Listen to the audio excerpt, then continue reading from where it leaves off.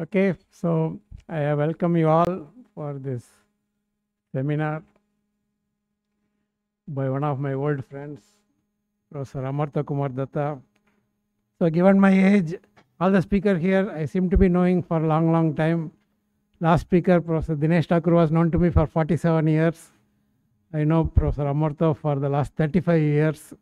And we have not talked that much mathematics because he is in commutative algebra and I am in non-commutative, non-associative algebras. But we have shared enough other things about mathematicians in general. And okay, the more important thing is that other than India's contribution of 0 and then come to 20th century Ramanujan, I did not know anything in between. Whatever I know is thanks to him. I have listened to him enough about ancient Indian mathematics, and over the years he has been slowly and steadily becoming an expert in that. But when I knew him, of course, he was a commutative algebra student, and later on we have been meeting often. The one-time interaction I had was when I was teaching first time commutative algebra in University of Mumbai. Possibly that was the last time I met him in Mumbai. After that, I have been meeting him only in Kolkata. So that time I was asking him some clarification about localization, and there he helped me. And this year also I was teaching commutative algebra. Instead of troubling him, I decided to trouble his student, Neena Gupta. And so that is our mathematical interaction, and we have watched movies together, and the most important connection between us has been cricket. Lot of cricket stories we have shared over the years. He is a big lover of Test cricket, and you must be happy that today all of us are free from cricket. Yesterday itself it got over, so we can happily attend his talk. So he is going to talk about transition from high school algebra to college algebra, and many of the students who have come recently from high school know that there is always the difference when you move from high school to college. And this term itself is coined by a famous Professor Abankar, and we just had a sneak preview for the people who came in late. Professor Abankar's picture is what is going to start the talk today. One more thing I have to tell you, he has given this talk already in another place where I was teaching, that was University of Hyderabad. So for me, this is going to be the second time. For all of you others, I suppose this is the first time. Some people might have attended it online or maybe in ISI. You might have given this talk many other places, I don't know. Apparently you have given, no, apparently you have given it in Xavier's College. Some of the Xavier's College students say they have given in Xavier's College. I don't know. Okay, anyway, no problem. Attend it second time.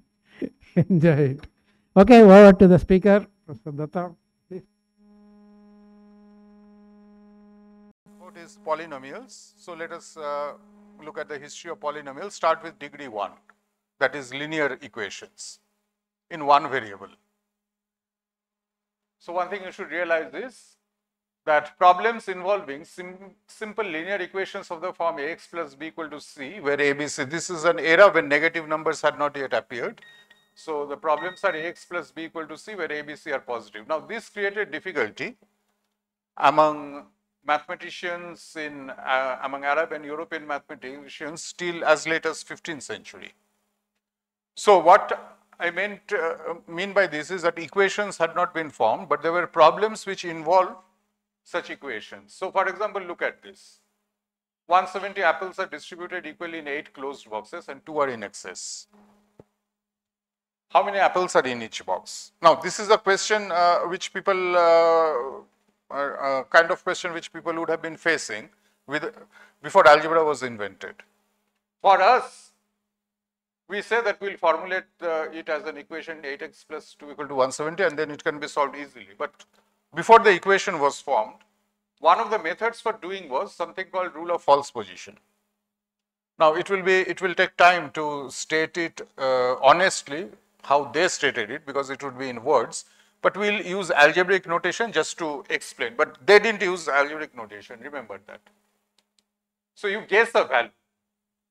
So from that size 170, you guess that what could be the number of in each box. So guess would be say 20. Then you calculate. So if 20 is in each box, then how many would be in 8 boxes? That's 160, and then there are 2 more. So the total number would be 162. So there is an error in the estimate because number is 170. So you calculate the error and then divided it by the number of boxes. So that's 1. So if the error is on the negative side, that is you are underestimating, then you add. So it will be 20 plus 1 by 1, it's 21. So this was the rule which was given, the rule of false position. Similarly, there is a rule of double false position. I'm just giving you for general knowledge, but let me skip that. Now, as late as the middle of the 16th century, an important mathematician thought highly of this rule. Now, you may think of this rule as silly, but there is a certain sophistication in the thinking here. I suppose all of you know that Newton-Raphson method for approximating numerical analysis. This is actually the precursor to the Newton-Raphson method. So Newton-Raphson method is for an arbitrary function, let's say differentiable function. If you take it to be linear, then the formula given is exactly that. So that should indicate that there is a sophistication, though that is not needed for the linear. Now, so this kind of complication was involved because of the lack of algebraic symbolism, concept of formation and processing of equations. That is the, even this idea of forming an equation once you think of the having symbols, and also the use of negative numbers. So these are 3 pillars of classical algebra. Of course, negative numbers also include 0, use of negative numbers and the algebraic 0. So these pillars had been developed in ancient India by the time of Brahmagupta in 628. And once the concepts got standardized, the solution of linear equation becomes easy. So now, before going to higher degree, so let me just formulate this, the problem of solution by radicals. So this is the polynomial, general polynomial, a naught x to the power n plus a1 x to the power n minus 1, etc. plus an, where the leading coefficient is not 0. So the problem is that find a formula for roots, that is an expression for the roots in terms of the coefficients and the operations, addition, subtraction, multiplication, division, and root extraction. Here there is a subtle issue. If I know a real number c, let us say, does it mean that I know the mth root of c?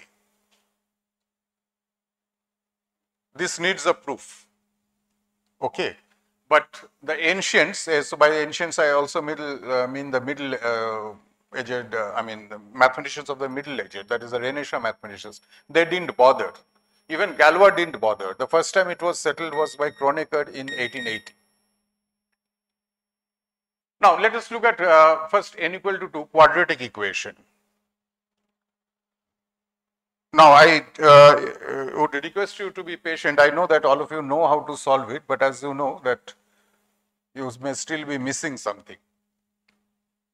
Okay, so to solve ax square plus bx plus c equal to 0, you were told how the equation is to be solved, and therefore you were told quite early, so it appears easy. But there is an idea here that it needs a strategy. That means eliminate the middle term, eliminate that b. And this strategy was identified because the word quadratic equation is English, but this was done by, the formula was given by Brahmagupta in 628. What was his term for quadratic equation? It was Madhya Hadana. Hadana is elimination and Madhya is middle. So eliminating the middle was Brahmagupta's term for theory of quadratic equations. So why you eliminate the middle? So that the equation takes the form y square equal to d, where d is a, let us say, rational number. So as I said, that once you know something, you know all its roots. That is that was a tacit assumption made by all the ancients and even by the medieval mathematicians. Now how to do it? Brahmagupta didn't say that. Obviously he knew, but he didn't say it. But it was explicitly stated by Sridharacharya. That is the method of completing a square. So you have ax square plus bx plus c equal to 0, multiply by 4a, so that you have 2x plus b whole square is b square minus 4ac. So you set y equal to 2x plus b. then the equation takes the form y square equal to d, where y is a known quantity. Because since d is known, since a, b, c are known, therefore d is known and square roots are known, so y is known. So the point is that why I am looking at it in slow motion. What are the ideas involved in the solution of the quadratic equation? Idea of eliminating the middle term, which leads to completing the square, and what it achieves is that the quadratic equation is reduced to solving the linear equation, and the solution to linear equation is already known. So it is reduced to solving the linear equation. And just a bit of history, the formula that minus b plus root over b square minus 4ac by 2a is explicitly stated in full generality by Brahmagupta for the first time. I don't mean that previously people didn't know it, but I'm saying the explicit statement of the formula occurs in Brahmagupta, but it was known very clearly from the way he was working with some interest problems. It was known earlier to R.K.DUTTA and maybe to ancients also, and the method is stated by Sridharacharya. And the importance of the idea of method of elimination. So for x square plus bx plus c, let us take the leading coefficient to be 1. What you have seen is that the substitution y equal to x plus b by 2 eliminates the middle term.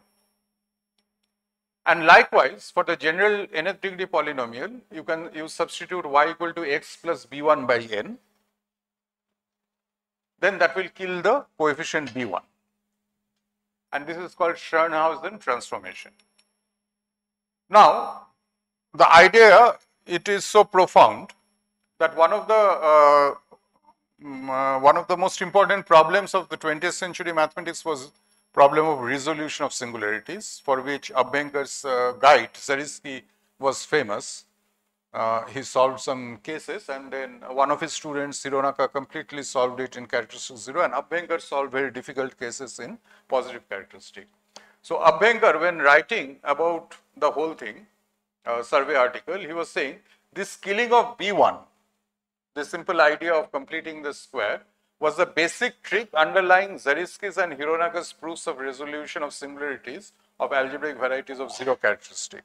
Now, this may sound very ridiculous because, you know, quadratic equations were learned in class, I don't know, in class 8 or so. What is so great about it? See, there is something about internalization, how deeply you understand, and very deep understanding of it was involved in the resolution of singularities. At least that's what Abhenker says. And in fact, there is a theorem of Newton for which Abhenker gave an alternative proof, and Abhenker calls that Sridharacharya's proof because it involves the idea of completing the square.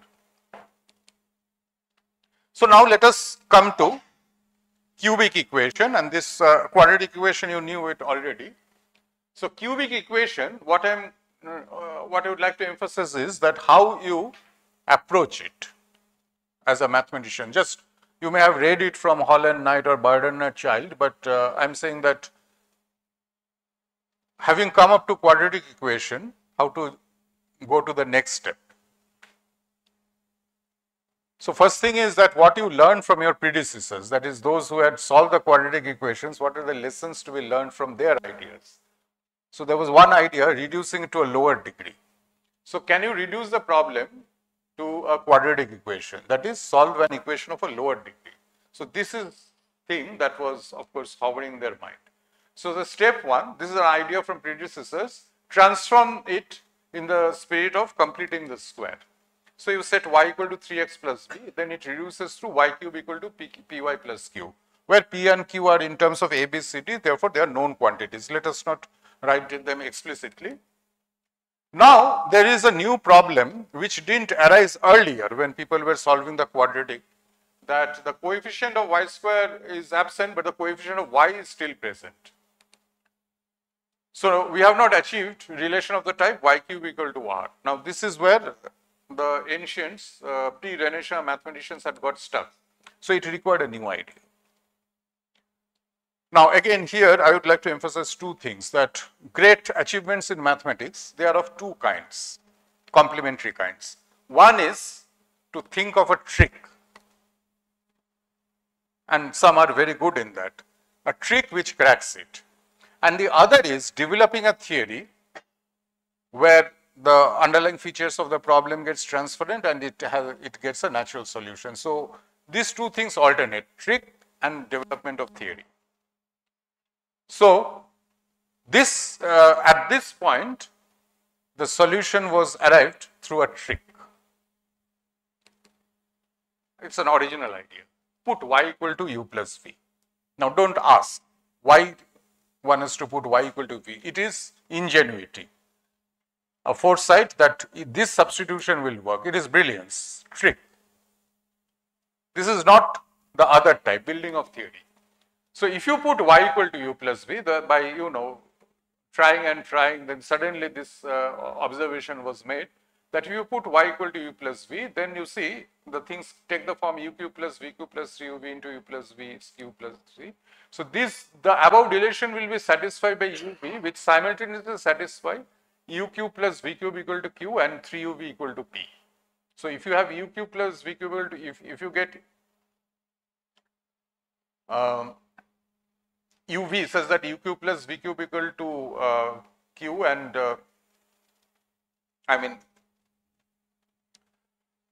let me put it this way.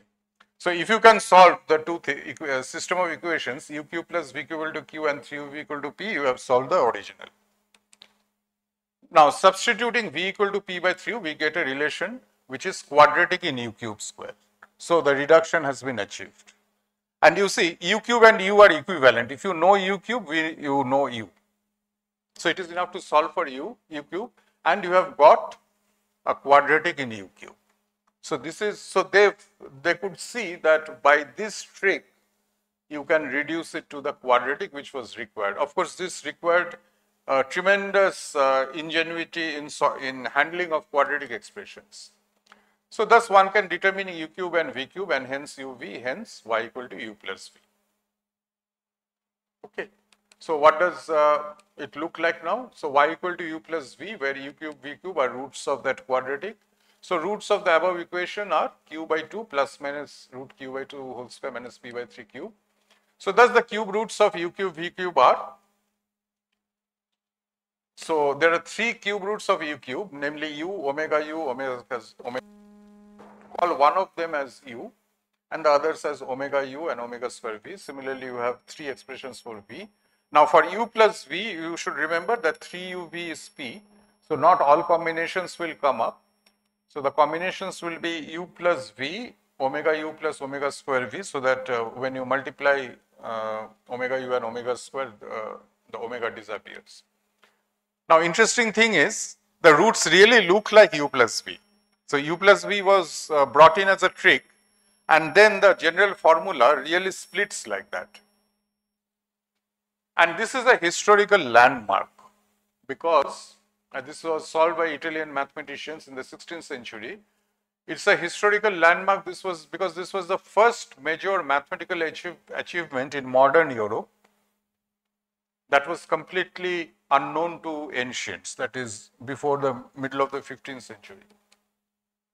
So till 15th to 16th century, the European mathematics was primarily an assimilation of the work of the predecessors, that is the work of the ancient Greeks or the work in the Indian tradition which Europe got through Arabs, their systematization and extension. The solution of cubic equation was the most original work in mathematics of the 16th century, and this must have contributed to the spirit of Renaissance, that is, we can do something which was missed by the ancient greats. Now, and this has also mathematical impact, that cubic equations forced mathematicians to take complex numbers seriously. You see the root over minus 1, which is called I stands for imaginary number. So imaginary number, that already gives you when it was called imaginary number, the insinuation was that the number does not exist, right? But complex number, but the solution of cubic forces you to recognize complex numbers. How? If you look at quadratic, x square equal to bx plus c, it has a root. The formula says b plus root b square plus 4ac by 2. Now the equation has real roots if and only if that b square plus 4c is greater than or equal to 0. Okay. That is, the formula does not involve non-real complex numbers. So what happened is that suppose b square plus 4ac is less than 0, then mathematicians said the equation does not have solution. And this didn't cause any problem. But in cubic, you see, from your calculus, we know that y cube, if p and q are real, y cube equal to py plus q always has a real solution, right? But look at the formula. The formula involves this q by 2 whole square minus p by 3 whole cube, which may be negative. Even if the solution of y cube equal to py plus q necessarily has a real solution. But the formula may involve imaginary numbers. So let us look at a specific example. Yeah, so this is what I was saying. The y cube equal to py plus q always has a real root, but for the formula involves non-real complex numbers whenever q by 2 cube minus p by 3 less than is 0. So this is the formula. So look at y cube equal to 15y plus 4. By inspection, you can immediately tell one solution, right? So can you quickly tell one solution? By inspection, you don't...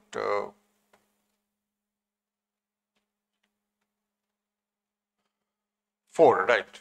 Plus 4. Nothing can be better, a positive integer. Now, but you try to apply the formula. Here p equal to 15 and q equal to 4. So q by 2 whole square minus p by 3 cube is minus 121, which is negative. That means root of minus 21 is imaginary. So the formula gives you cube root of 2 plus 11i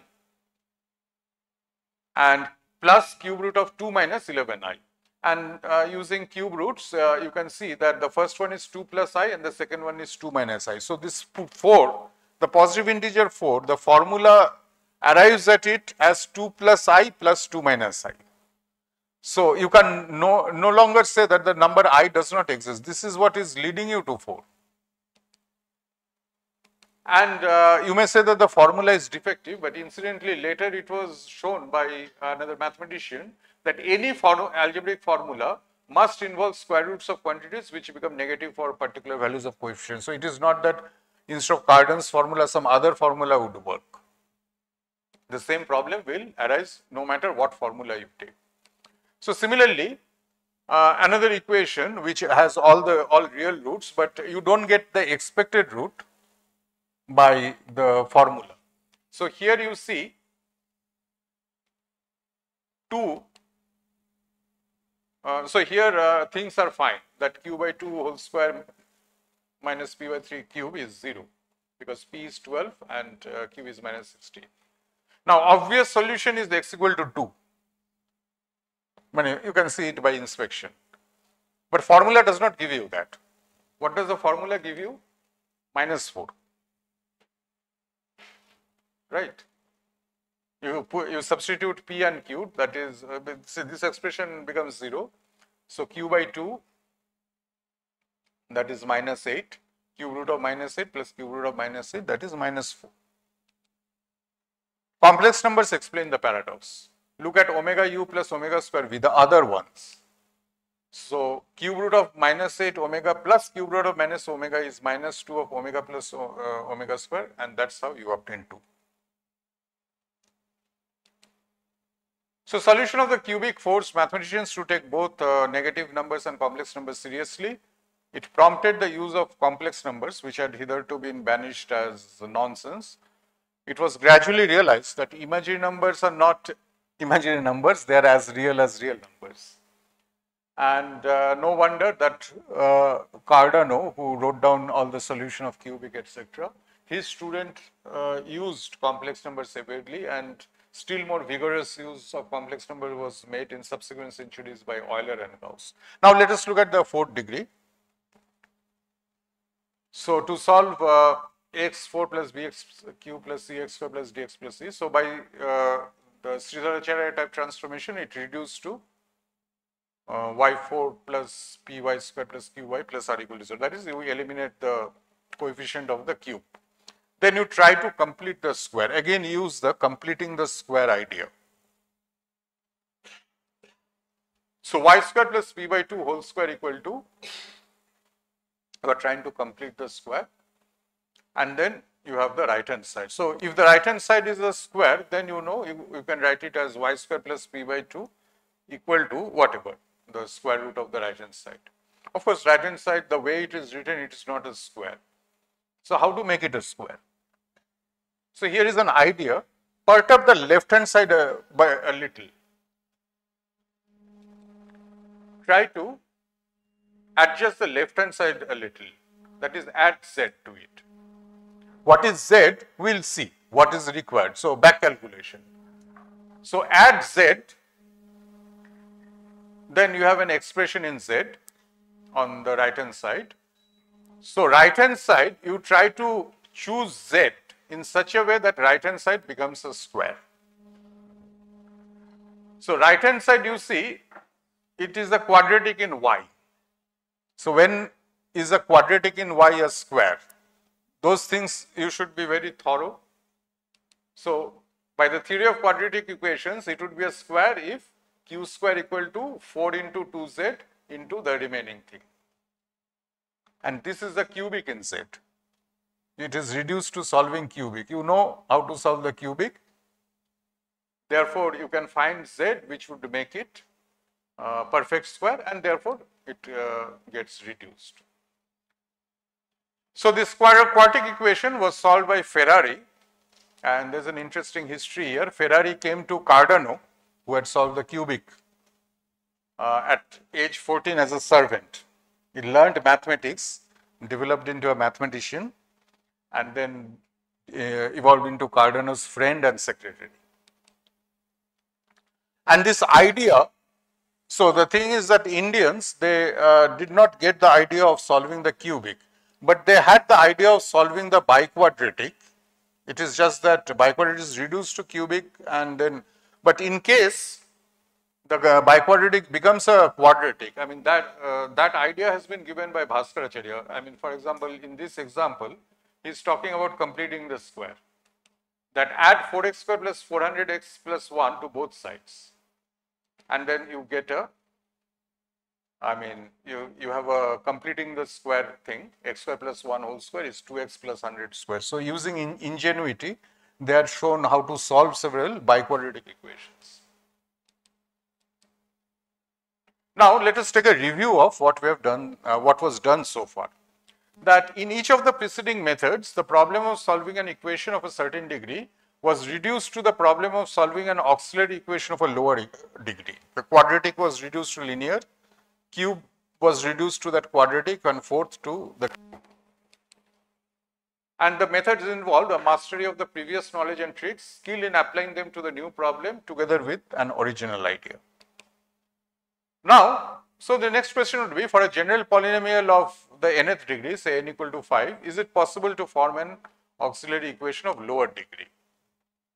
Natural question. And there was no significant breakthrough for 225 years, starting from 1545. The real significant breakthrough came with Lagrange, and that was in 1770.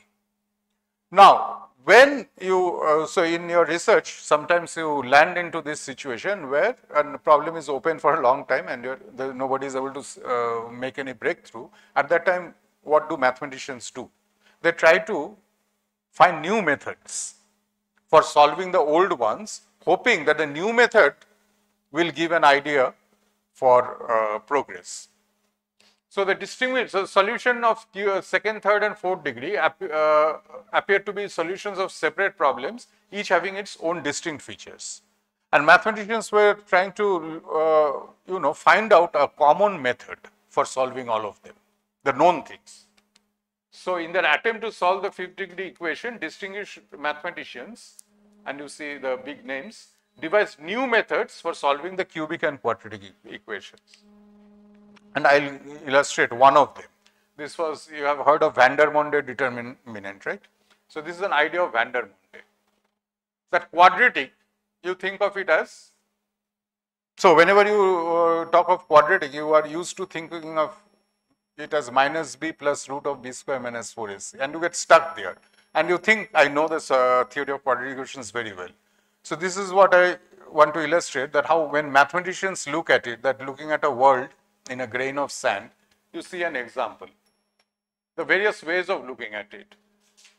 So instead of that minus b plus root of b square minus 4ac, you think of it as sum of the roots plus root over the expression inside. Okay, root over some expression is written inside. Now, can you say in words what is the expression written inside? I mean, can you read it? So when I'm saying can you read it, I mean that how do you interpret it? So what is written inside? Inside the square root.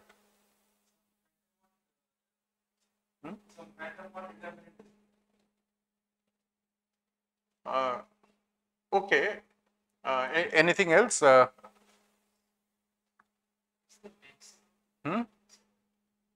it is what is written is x1 minus x2 whole square, right? Square root of that.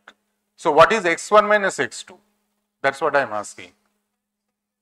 Difference of the two. That is, you take one from the other. Now, this is, I mean, can you think of anything else? Linear combination of? No, sum is coming out, yes. That is x1 plus x2 is sum, and inside it is what? Inside is the difference of those two. Yes. Now, the thing is that this is what a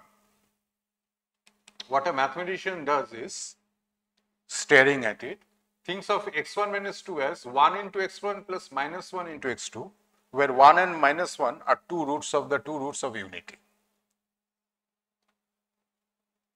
So what I am saying is that, I mean, now you can see that this, when a banker says that, you know, that eliminating B1 that led to the resolution of singularities, connecting that, what it means? It doesn't mean that you just look at your maturity of class 8. Even in the solution of quadratic, there are things to be stared at. So in the formula, the seeds are written. So if you can read it as x1 minus x2 as 1 into x1 plus minus 1 into x2, where 1 and minus 1 are the two roots of unity. So these are things, you know, it doesn't require any advanced mathematics. These are things well within school of mathematics, the mathematics that you learn in school. But, you know, to think of that, this is what makes a difference between, you know, a big step. So let n be a prime for simplicity. The question was put like this, that this is generalized. So let rho 1, rho 2, rho n be the nth roots of unity, where n is a prime.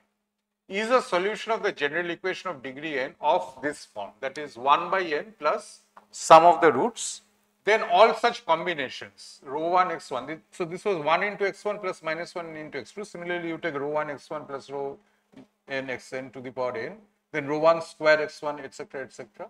So is a solution of general equation of degree n of this form.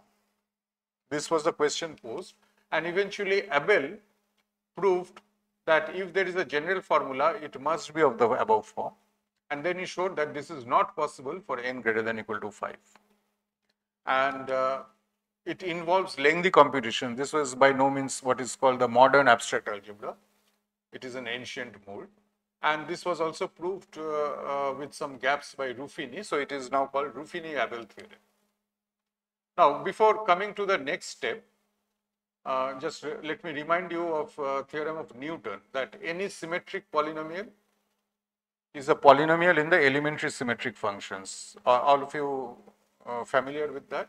So you look at the product of x minus xi's, where x1, x2, xn are the roots of the polynomial. Then you have these expressions, the coefficients are s1, s2, sn, alternating in signs, where s1 is summation of xi, s2 is summation xi, sj, etc. So this s1, s2, sn are called elementary symmetric functions, and Newton had proved that any symmetric polynomial is a polynomial in the elementary symmetric functions. So what is the significance of elementary symmetric functions? Even if you don't know the roots, that is, if you don't know the roots x1, x2, xn, you know s1, s2, sn, because s1, s2, sn are the coefficients of the polynomial. So therefore, G S1 is to Sn, because you know S1 is to Sn, you know G of S1 is to Sn. So this is something that you remember. You don't know if x1 x to xn, but if it is a symmetric polynomial, then you do know f of x1 x to xn because it is g of s1 s to sn. So this is something we will be used. Now comes a big step in 1770, which I was telling, that 225 years later, Lagrange made a deep examination of the known methods of solving equations and tried to abstract from them some general pattern of procedure. He had the great realization that these problems are not separate, but they are special cases of some general principles which have to be nailed down in order to investigate the solution of general polynomials. Okay, so what I was trying to say in an obscure way, Lagrange was very clear about it, that there is something common in there which has to be nailed down. And this vigorous search for general principles heralded a new attitude in mathematics and leading to the birth of modern abstract algebra. And now the general motto is that if you can't solve a problem, generalize. Because in the more general setting, you have more, you possibly have more elbow space for manipulation. This is now a standard thing, and this is Lagrange. So to solve the cubic equation, there was a trick of putting x equal to u plus v, where u cube, v cube are roots of a quadratic equation, which is known to be solvable. But Lagrange discovered that the expressions for u and v can be obtained by a more direct method rather than as a clever trick. So these are lessons to be learned. Tricks are very important. Nowadays it has become fashionable. Oh, this is a trick. Tricks are very, important. But once somebody comes up with a trick, then what mathematicians do is demystify it. If there is a trick, there must be a theory to it where the thing has its natural, where it will come very naturally. So he showed that it can be obtained in a natural way, not as a clever trick. But mind you, Lagrange could think of such things because the trick was first performed. So never, put one thing above the other. These are complementary qualities. So Lagrange introduced symbols for the three roots. And this is also a revolutionary step. Earlier, you see, until a root is solved, that is, until a root is known, it was not treated as something with which you manipulate. So he computed directly with the unknown roots as if they were known quantities. This is something which you don't see before Lagrange except in Brahmagupta. Brahmagupta, in his composition law, he dealt with unknown roots as if they are known quantities. But otherwise, you don't find it before Lagrange. So the idea of Lagrange is this. So x1 is u plus v, x2 is omega u plus omega square v, x3 is omega square u plus omega v. Now he discovered that this u and v satisfy the following. U is x1 plus omega square x2 plus omega x3 by 3, and v is x1 plus omega x2 plus omega square x3 by 3. Now look at v, that is easier. Do you see, it is like that quadratic thing, x1 minus x2 whole square, that is 1 into x1 plus minus 1 into x2. Linear combination, you said linear combination, but you missed that it's a linear combination with the two roots of unity. And here it's a linear combination of x1, x2, x3 with the three roots of unity. 1 into x1 plus omega x2 plus omega square x3. This is one. And the other is a permutation of that. Interchange omega and omega square to get the other one. So this was Lagrange's observation that you can get it systematically. So Lagrange tried to formalize the patterns and relations between the auxiliary quantities and roots. So u and v can be obtained directly by considering the expression. This is called Lagrange resolve, and not exactly this, but the cube of this, x1 plus omega x2 plus omega square x3. So this is it. So permuting the three roots, so x1 plus omega x2 plus omega square x3. So he is permuting. By permuting, how many expressions you will get? 6. But then he observes that if you cube them, then you get not 6 but 2 distinct expressions. Now by considering 6 permutations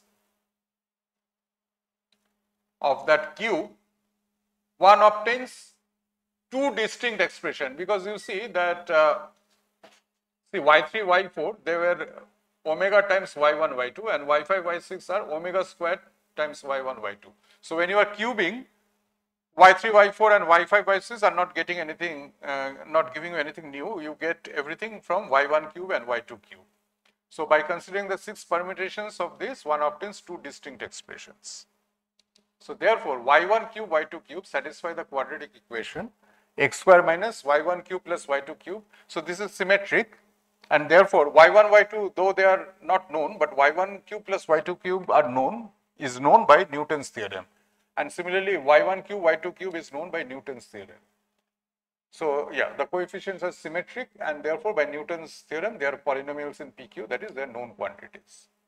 So from the above, since it is quadratic, we can find y1 cube, y2 cube, and hence we can get y1, y2 and x1, x1, x2, x3. So by Lagrange's approach, the solution of the cubic is the outcome of a general principle as distinct from an isolated trig. U and V can be obtained in natural. So this was a big step. And here what Andrevel was saying, to recognize something which will come to, consciously in the mind of mathematicians later. Now, do you see what he was doing in terms of abstract algebra? Lagrange did not know what he was doing, but do you see what he was doing? Because Lagrange didn't know those terms. He was doing group action. Group action means, see, permutation. When you are permuting the roots, what you are doing is, you are, let us say, permuting 3 roots. What you are doing is, it's an action of S3. So it is a group action on the set. So you look at the polynomial. On the polynomial, you are applying group action. And look at all possible expressions that you are getting. So the set of expressions, you think of it as a set. So he had arrived at, all these things are classical algebra, but in the process, group action has got introduced stealthily. And you see, group has not been talked about so far. But group action has come to mathematics before group. Group was brought later by Galois. But group action has already been introduced by Lagrange without his, being conscious of it. Yeah, so ideas, so equation of degree 2, 3, 4 turn out to be solvable by radicals because there exist resolvents which satisfy equation of lower degree. So to recall, n equal to 2, that x1 plus minus 1 into x2 by 2 whole square was the root of a linear equation. For n equal to 3, x1 plus omega x2 plus omega square x3 by 3 whole cube is the root of a quadratic equation. Now, so you apply it for n equal to 5. And then what happened is, so Lagrange was of course hoping that it will come down, but instead of coming down, it went up. Got 6 distinct expressions. So then Lagrange did not know what to do, and there his research stopped. And that led to the suspicion that, so far things were coming down, but by this method it was going up. That perhaps the general equation of degree greater than or equal to 5 cannot be solved by radicals. And no wonder, I told you, Ruffini, so Lagrange did the work in 1770, and Ruffini came up with a proof. Maybe there were gaps, but at least he tried, 1799. So this urge towards finding, giving a proof that there is no solution, that started with this anomaly. Now, from a modern perspective, Lagrange's approach was bound to fail. So you look at this, that if X is a set, the set of all bijective maps form a group. You know that. So if X is a set with n elements, then perm X is what is called Sn. And group action, by the way, all of you know group action? Okay. So group action can be thought of as a group homomorphism. Group action of G on a set X is a group homomorphism from G to the permutations on X. This action is transitive if for each pair XY there exists G which takes X to Y. So for a prime n, let G be the group of permutations of n discrete symbols, in other words Sn. Let F be the Lagrange resolvent. Then let look at the set X obtained by all distinct expressions, set of all distinct expressions obtained by permuting roots of the Lagrange resolvent.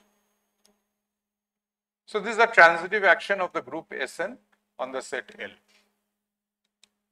Now for a group action, you know the concept of the stabilizer, that's a normal subgroup, and there is a orbit stabilizer theorem which says that for a transitive group action, the index of the stabilizer subgroup is the size of the set X. Now for the Lagrange resolvent, G equal to Sn acts transitively on the set. For n equal to 3, the size was 2, which is less than 3 as desired. For n equal to 5, the size was 6, which is not less than 5. Now Lagrange was, but this approach was destined to fail for n equal to 5 since S5 does not have subgroup of index 3 or 4. This theorem is due to Galois. So since S5 does not have subgroup of index 3 or 4, there was no chance of bringing it down. That is, it is not the fault of Lagrange in choosing a certain resolvent, some other resolvent, whether it could have worked. No resolvent could have worked for the reason that S5 does not have subgroup of index 3 or 4, a fact which Lagrange did not know. So the great contribution of Lagrange is you can say he's the grandfather of modern algebra, if Galois is the father. Lagrange in effect studied group action of Sn on a set of polynomial expressions, and Lagrange's limitation was he did not conceive the idea of studying properties of Sn itself as a group. The concept of group never occurred to him. That was done by Galois, heralding a new era in mathematics. Galois was the first to conceive of the concept of groups. And this is Galois. But what was Galois' idea of group? It's not, the way you are taught. For Galois, it's all coming from polynomials again. Group is a subset of Sn closed under composition. And this is the equivalent to your definition of group. Let us consider finite groups for simplicity. You know that any subset of Sn closed under composition is a group in our set, because associative and all those properties are inherited. And any finite group is isomorphic to a subgroup of Sn. So up to isomorphism, Galois, the groups defined by Galois are our general groups. Yeah, so thus Galois' natural definition is equivalent to our axiomatic definition. Now then, so after Galois defined groups, the process of axiomatization started. Advantages of axiomatization was realized in 19th century mathematics, that came from geometry and such things, that by having alternate to the parallel axiom of Euclid, you had non-Euclidean geometry of two types. And besides, it was also realized that good axiomatization brings clarity and elegance in the understanding of the inherent structures. This facilitates further research and leads to new discoveries. So those of you who have the Artin's book on algebra, you must have seen the quote that of Bertrand Russell, that the axiomatic method has many advantages over honest work. So mathematicians attempted axiomatization of the notion of group. So first is Cayley. In 1854, he defined, and you see how things are coming up naturally. Finite set of elements. So first axiomatization was made only for finite groups. So associative, there exists an identity, and for every G to the power n is E. So the condition 3 implies the existence of inverse, and the importance of inverse was not realized. Kronecker defined finite abelian groups. So it was associative, commutative, and cancellation property holds. The cancellation property implies the existence of inverse. Now, how the modern definition came up? So you see, group theory, its genesis from theory of equations, that was a story for 100 years, starting with Lagrange. how group theory naturally came up from the study of theory equations. But from 1870 onwards, number theory and especially geometry began to contribute to the emergence of group theory. Infinite groups started appearing in the works of Klein, Lie, Poincaré, etc. Once infinite groups from geometry came up, this brought the concept of inverse in the forefront. And so the concept of inverse was introduced, and then it made the earlier things like cancellation and or g to the power, all these things redundant. So cancellation property proposed by Kronecker does not guarantee the existence of inverse. So it is neither necessary nor sufficient, like in addition. So the final, your modern definition of group was given by von Dijk in 1883, just after the contributions from geometry. So here I have a quiz. Who first stated and proved the statement, the order of a subgroup divides the order of a group?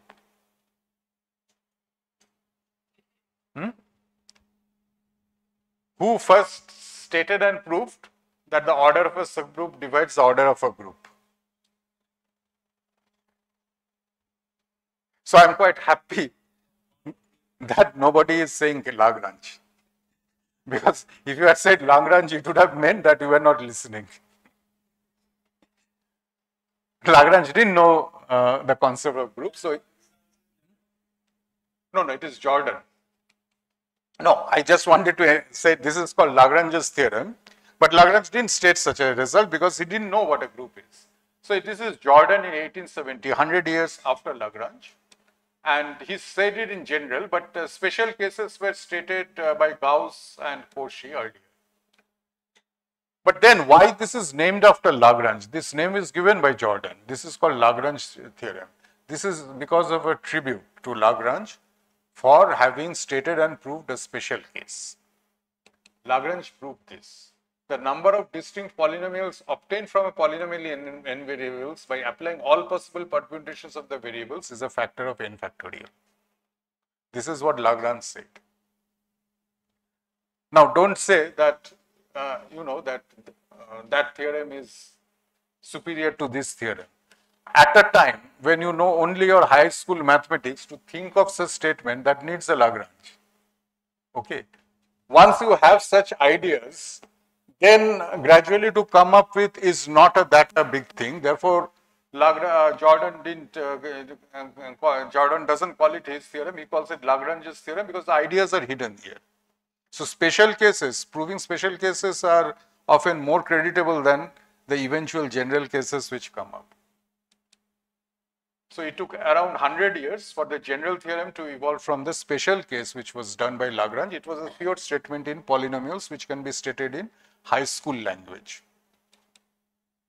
Now I have another question for you. Resolve into factors x to the power 4 minus 4. This question you must have faced in your class 10.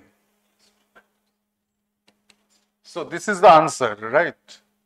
So now my question is, why this is not an answer?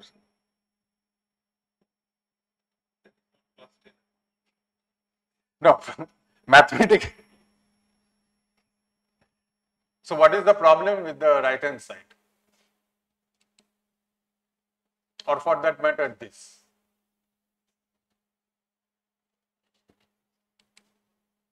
So the tacit assumption, the question, what was implied was that factorize over rational numbers. This was never stated. So what I am saying is I have to recognize that there is an imprecision in the concept of, this resolve into factors over what? That is never mentioned. This problem is universal. It is not that this problem is with this board or that board, because it is inherited. The lack of clarity, whatever is done in high school, it comes from mathematics of a certain centuries. That lack of clarity was there. It was Galois who emphasized the importance of the base field. The concept of resolve into factors is older.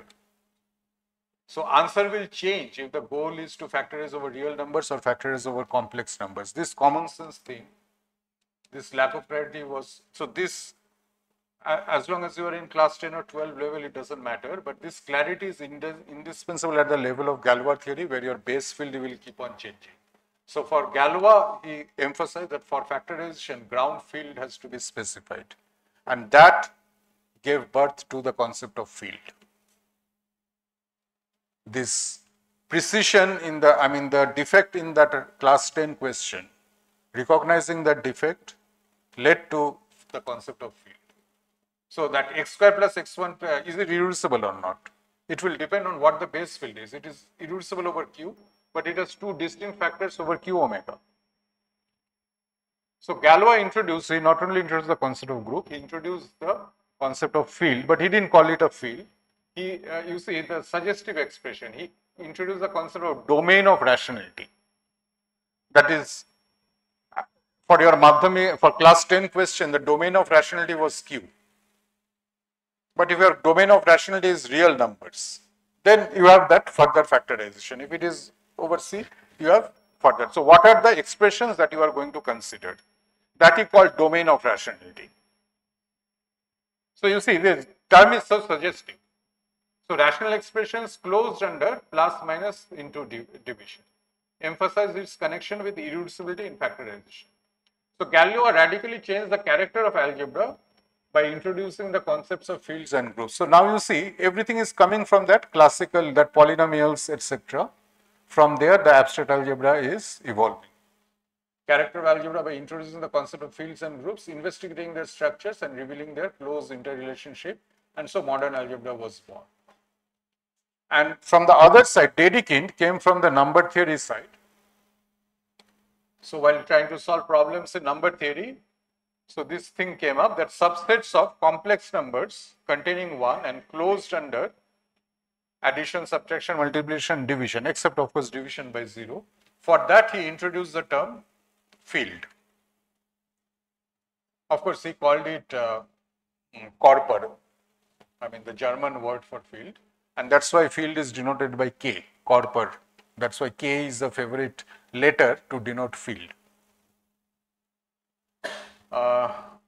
And then the English term field had come in 1893.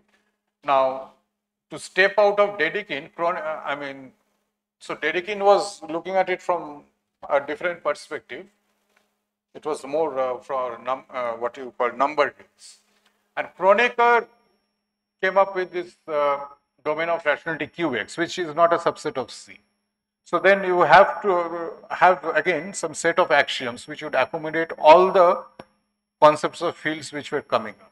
So that was axiomatization was given in 1910 by Steinitz.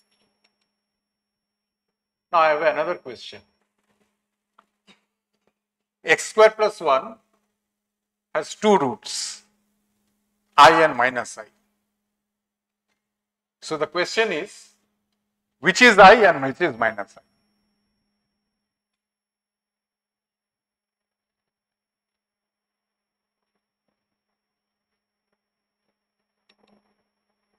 Which of the two roots is I and which is minus I? The answer is nobody knows. And what Abhyankar would say is, that is Galois theory. That which is I and which is minus I, nobody knows. That is Galois theory. That is, in other words, the point is that you can interchange I and minus I. That is what you had called I, that you could well have called minus I. The choice is really arbitrary. So similarly, what are the permutations that you can do without affecting anything? So let us look at the solutions of x square minus 1. So that also has two roots, 1 and minus 1. But you cannot change the role of 1 and minus 1. You cannot interchange minus 1 with 1, whereas you can interchange I and minus I. So what are the interchanges which can be done? Similarly, omega and omega square, which is omega and which is omega square, you can interchange their role. So Galois theory is about collecting these interchanges.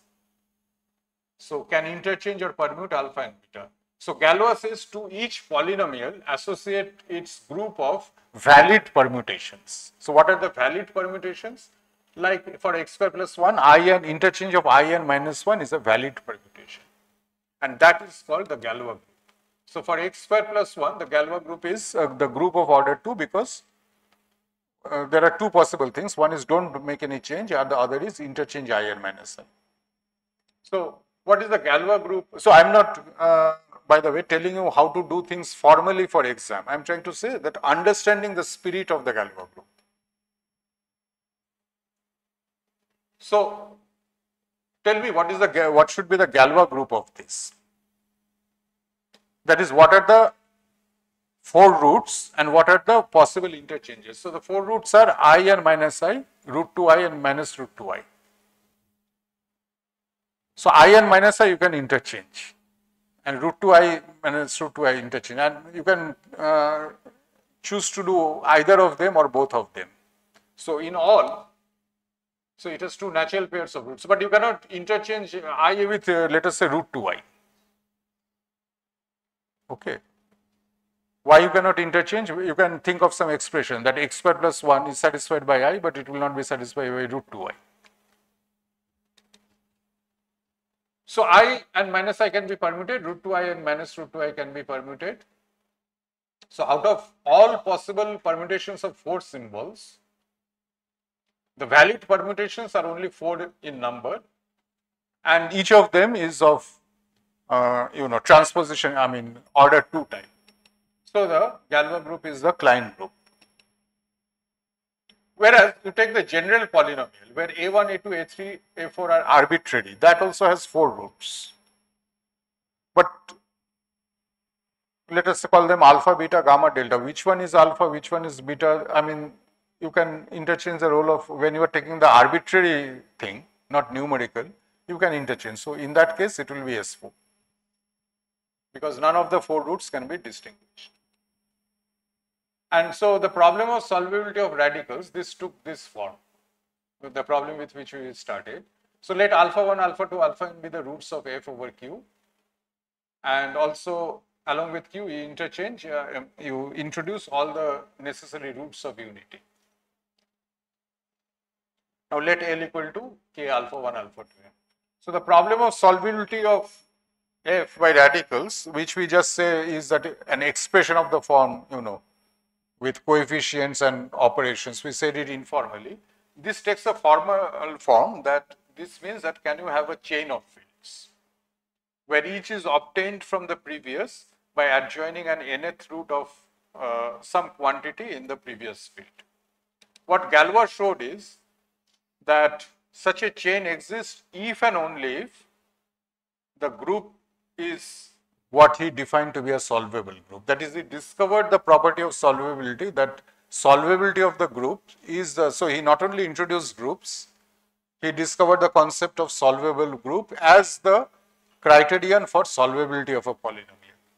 That if there exists a nested sequence of normal subgroups such that the successive factors hi by hi plus 1 are of prime order, then you will have that sequence of fields, which means the polynomial will be solvable. But mind you, Galois theory, that fundamental theorem of Galois theory is much more general. This is not meant just to solve this problem. It is just one application.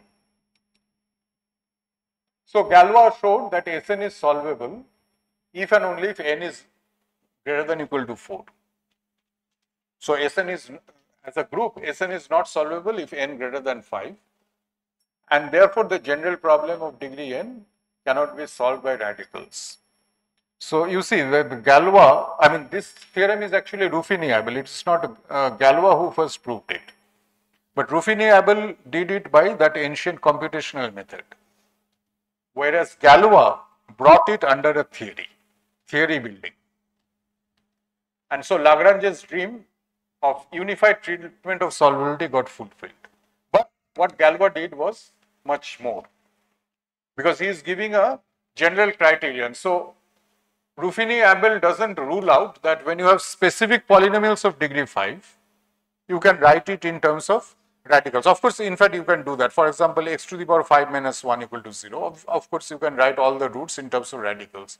So it may be possible that individually every polynomial, there is no general formula in terms of radicals, but individually all the roots can be written in terms of radical. That is not ruled out by Ruffini-Abel theorem, you have to recognize that. But Galois showed that if the Galois group is S5, then you cannot write in terms of radicals, and there are polynomials, many polynomials which you can construct using ideas from calculus, I mean elementary calculus. For example, this x5 minus 4x plus 2, this will have Galois group S5, and therefore its roots cannot be written in terms of radicals. So this is not, mind you, this is not a corollary of Ruffini-Abel. This has to be done independently. That x5 minus 4x plus 2 doesn't have, I mean, the roots cannot be written in terms of radicals. And Abel had proved the statement, special case, that if the Galois group is commutative, then F is solvable by radicals, and therefore commutative groups are called Abelian.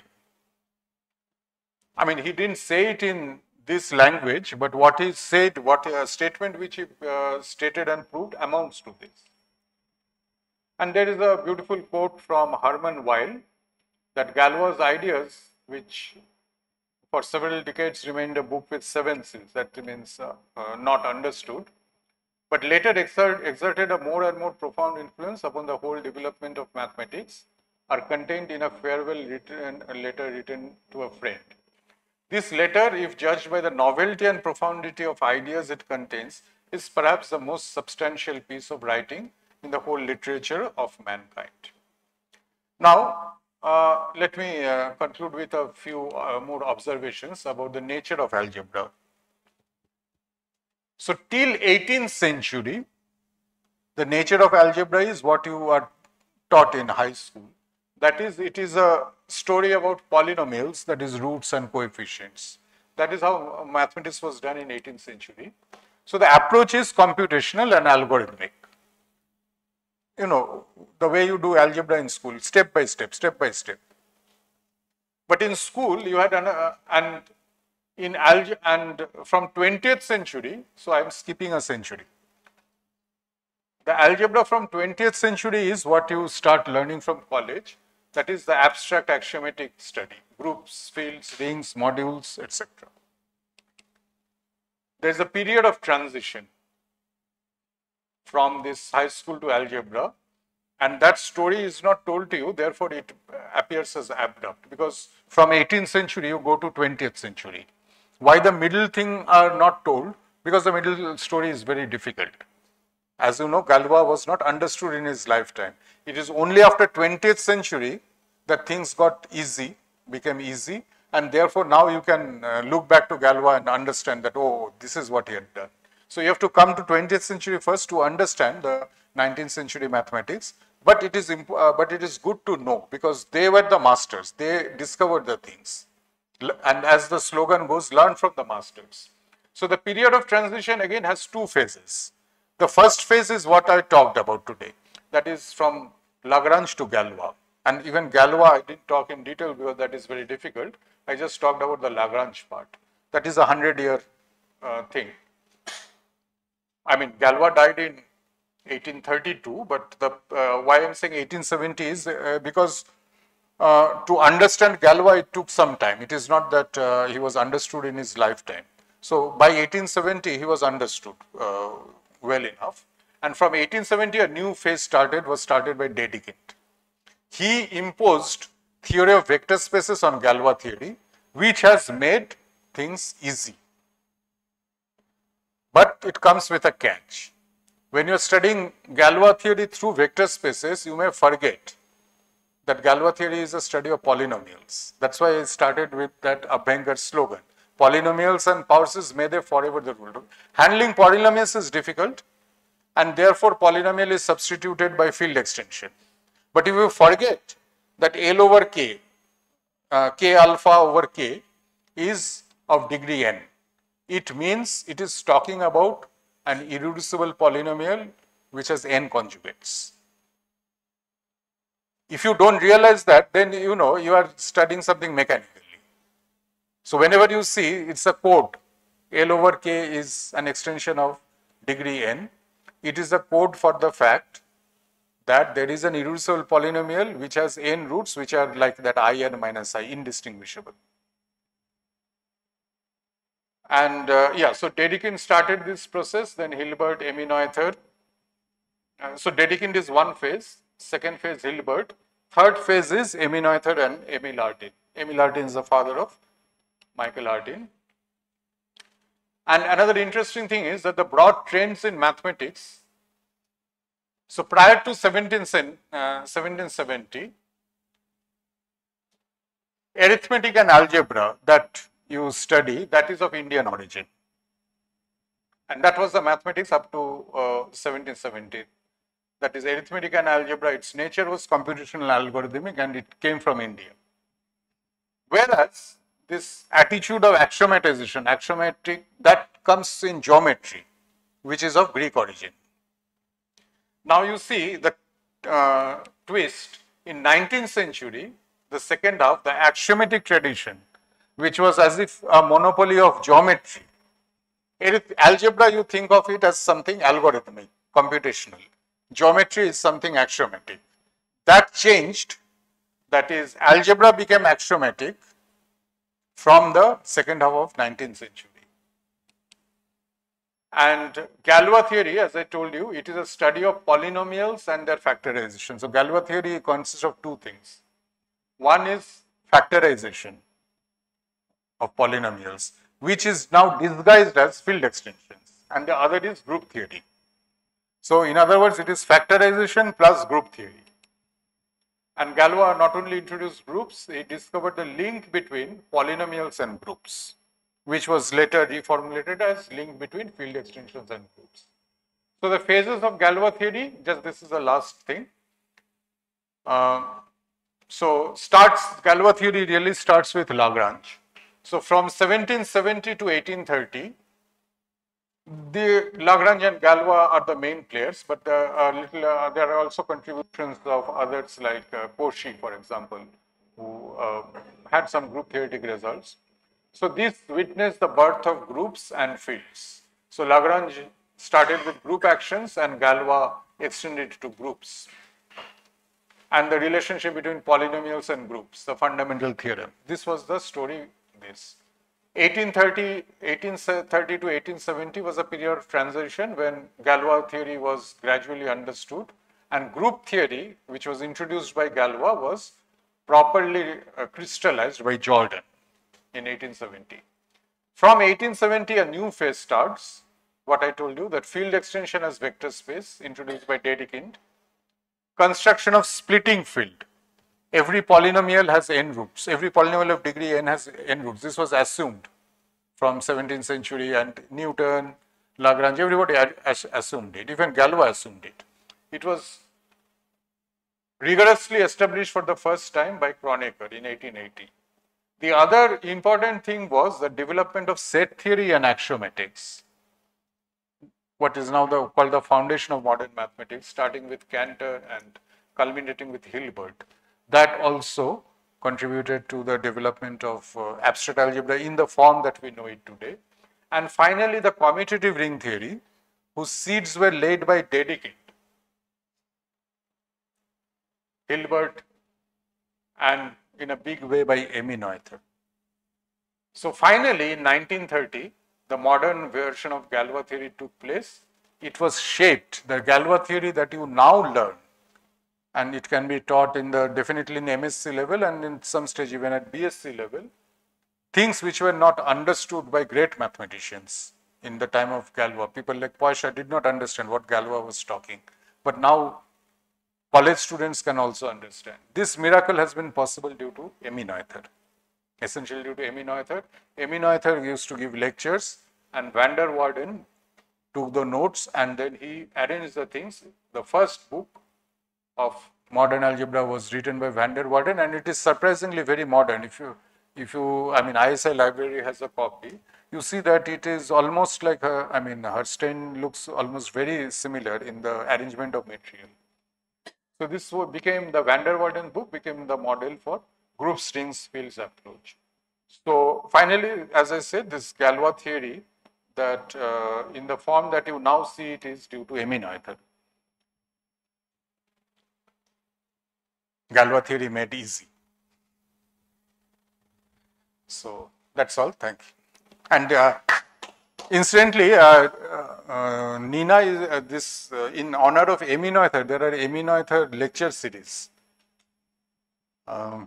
So a mathematician is called every year, and this year, that means for 2005, Nina Gupta has been invited to deliver the amino ether lecture for 2005.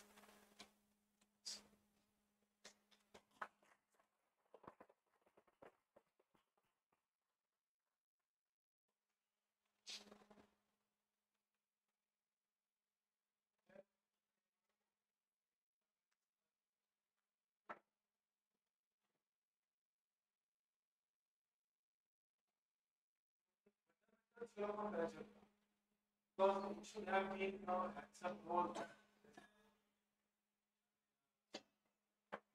The background of all this development. So when is it that it was formed? Fundamental theorem of algebra was, the first proof which was kind of accepted was due to Gauss, I suppose. But the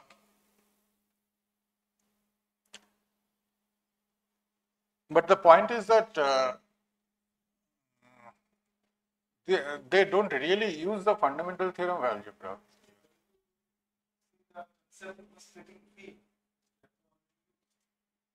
No, but that has nothing to do with fundamental theorem of algebra.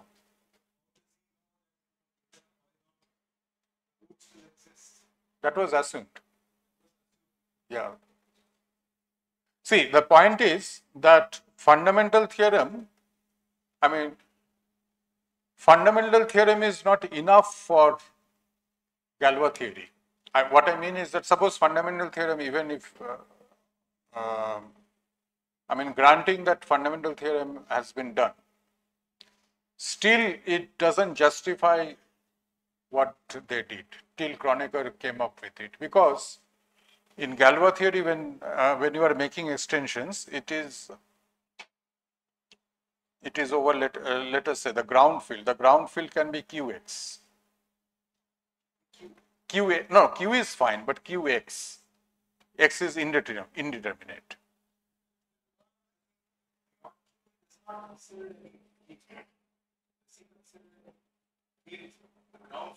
Yeah.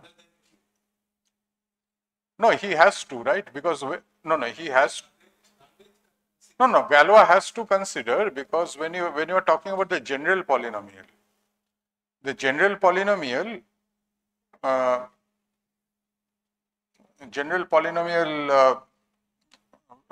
with arbitrary coefficients. So there, this A1, A2, An, if A1, A2, An are not numbers, then they are indeterminates also.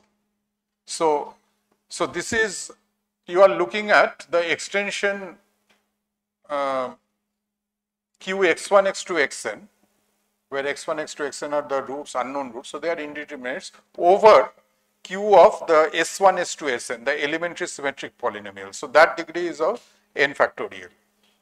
So here you are going outside C, right? The elementary symmetric function Q along with the elementary symmetric functions, that is your ground field. But the elementary symmetric functions are not complex numbers. So therefore, Kronecker's theorem was needed. And this is very interesting that the great mathematicians, they have an idea and intuition about what is true, and sometimes they don't allow themselves to get stuck by. After all, you see that the splitting field, the theorem of the splitting field, eventually, now you see that it is just a small screw in the entire Galois theory. I mean, considering the profundity of Galois theory, this is a very small thing. Now, if the thing is that people like Newton or Lagrange or Galois, they had no clue why you know, the polynomial will have n roots. They just assumed and went ahead because they saw much beyond, and they had to contribute there, and they couldn't afford to, you know, wait for this thing to get formalized. This is how big people, I mean, for example, Poincare. Poincare gave theorems in topology, and many of his proofs will not be accepted as proofs. So, because the language in which to give proper proofs was not there during the time of Poincare. It took 50 years for Poincare's algebraic topology to come under rigorous mathematics. But the point is that theorems should come first. I mean, these are just you know, school myths that proofs are very important. If it's something profound theorems, the theorems are more important. Like the extreme case is Ramanujan. He had no patience because he had to fill up his diary. I mean, even you see how many volumes he had about just writing down statements of things which knew. And the proof, you see, once you have the theorem, then you know that a language has to be developed. See, it is not that mathematicians didn't know how to prove things. The point is that sometimes a theorem tells you that what is the language to be developed to get the proof. So people get the theorem before the language for giving a proper proof comes into existence. That is what that happened with Poincare. Because Poincare gave the theorems, that the language of algebraic topology developed, and then the proofs appeared.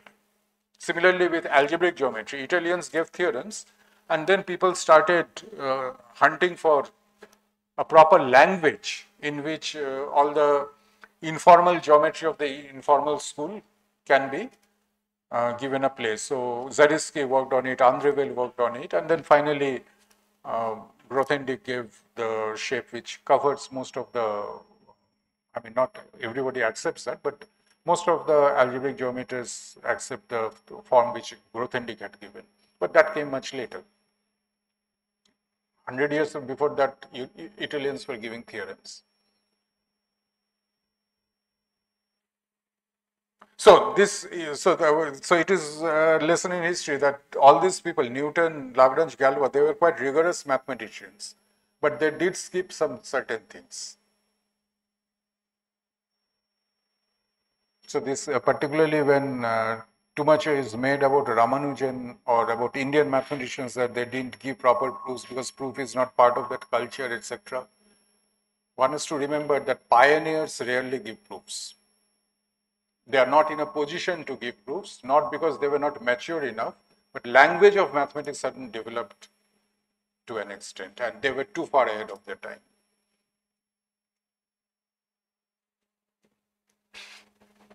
Okay, I have one question.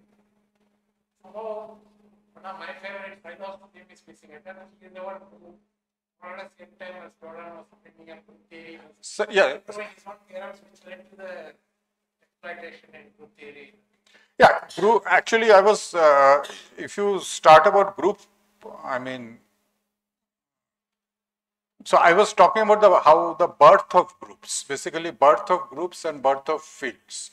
So if you are talking about this development of groups in the form that we know it, then Silo is of course a very important name. But we,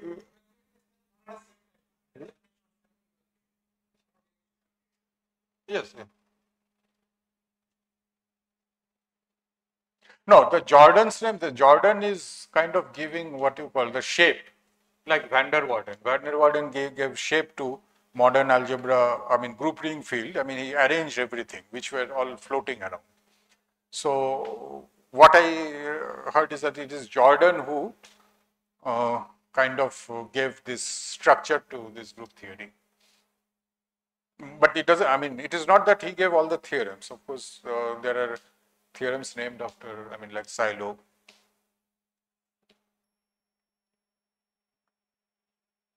Okay, anybody else? Any other comments? Okay, thank you.